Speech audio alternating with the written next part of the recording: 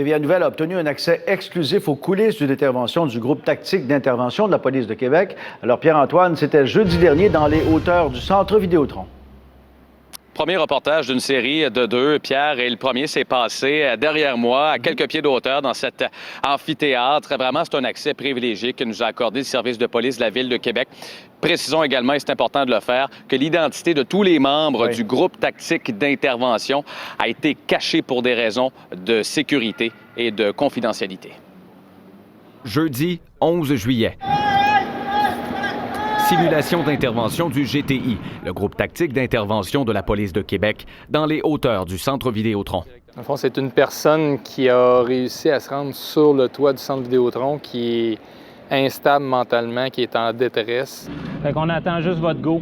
À quel point les citoyens de Québec sont en sécurité avec ce GTI-là? Premièrement, les groupes tactiques d'intervention au Québec, il y a seulement 4 organisations qui en détiennent. Le Service de police de la Ville de Québec, Montréal, la Sûreté du Québec et la GRC. Il faut comprendre qu'à ce niveau-là de spécialité, les organisations policières travaillent ensemble, s'entraînent ensemble, s'échangent même des services, dans le but toujours de s'améliorer. Notre observateur sur le véhicule blindé vient de constater que le sujet avait un couteau sur lui.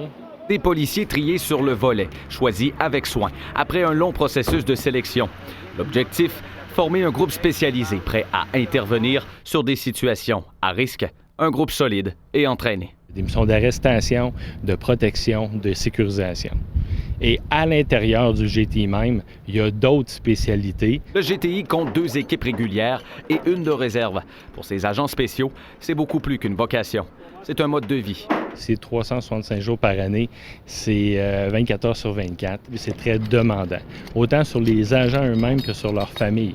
Le suspect a lâché son couteau. Vous avez des événements qui peuvent arriver à brûle-pourpoint, de tireurs actifs par exemple, où là, le GTI va se mobiliser dans les meilleurs délais pour supporter la patrouille qui est déjà en action immédiate.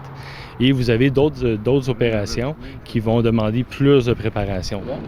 C'est bon. Et c'est ce policier-là qui va avoir un contact physique et verbal avec le sujet. Faire face à des situations d'exception, ça génère des émotions fortes. La maîtrise de soi est primordiale pour ces policiers qui sont aux premières loges de la criminalité, du désordre et de la détresse humaine. Vous, en tant qu'agent du GTI, quelle opération vous a marqué?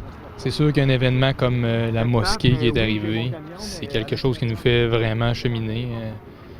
Comme policiers, on est également tous des pères de famille. Ce qu'on a vu là, ça a marqué l'ensemble des membres. La fraternité, c'est la colonne vertébrale de l'organisation. Tout le monde a confiance les uns envers les autres, puis on sait qu'on va toujours avoir un collègue qui va être là à côté de nous autres pour nous backer. Pierre-Antoine Gosselin, TVA Nouvelle, à Québec.